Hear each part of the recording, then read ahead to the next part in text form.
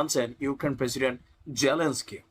আর এই যে অশান্তি, এটার দায়ভার তাকে নিতে হবে।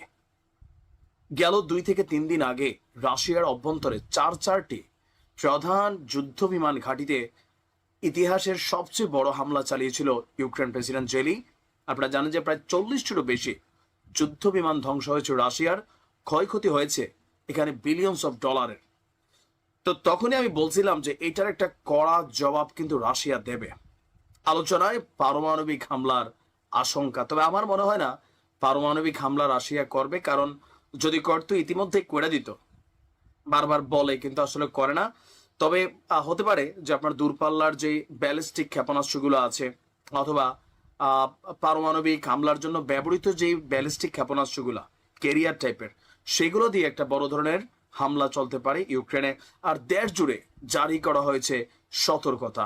ইভেন আসন্ন রাশিয়ার হামলাকে মোকাবেলা করতে ইতিমধ্যেই ব্যাপক প্রস্তুতি নিয়েছে ইউক্রেন। অপরদিকে ইউক্রেনের ড্রোন হামলার জবাব যেন খুব বেশি কড়া না হয়, এ বিষয়ে পুতিনের ফোন গেছে, ট্রাম্পের ফোন গেছে পুতিনের কাছে।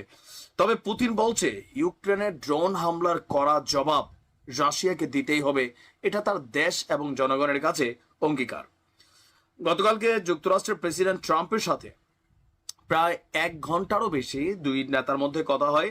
সেখানে ফোন আলাপের পর ট্রাম্প নিজেই বলেছেন যে এই আলোচনা থেকে তাৎক্ষণিক শান্তি আসলে আসবে না। ট্রাম্পের বক্তব্য, পুতিনের সাথে ফোন আলাপে রাশিয়ার বিমান ঘাঁটিতে ইউক্রেনের হামলার বিষয়ে আলোচনা হয়েছে। তিনি পুতিনকে পাল্টা হামলা থেকে বিরত থাকার আহ্বান জানাননি বলেও নিশ্চিত করেছে ট্রাম্প। মানে ট্রাম্প হচ্ছে কি, আমাদের কুমিল্লার ভাষায় আছে যে লাগাইয়া জং দিদার গাজী, মানে জং মানে হচ্ছে ঝগড়া, তো দিদার গাজী হচ্ছে ঝগড়া লাগাই দিছে, মই তুলে নিচ্ছে ফটক গাজী। এটা একটা লম্বা চূড়া ইতিহাস, একদিন বলবো। তো বিষয়টা হচ্ছে এরকম যে ট্রাম্প পুতিনটা এই কথা বলে না যে ভাই তুমি বড় ধরনের কোনো অভিযান নিও না। মানে ট্রাম্পের বক্তব্য যে এখানে যতটুকু আমরা বোঝানোর চেষ্টা করছি, কিন্তু পুতিন নাছুর বান্দা, আর সেই কারণে আমি তাকে শক্তভাবে ইউক্রেনে যেন পাল্টা কোনো বড় রকমের মানে হামলা না চালায়, সেই ব্যাপারে আসলে কোনো রকম না করা হয়নি। তবে পারমাণবিক ইস্যুতে বলা হয়েছে যেন ধৈর্য ধারণ করে।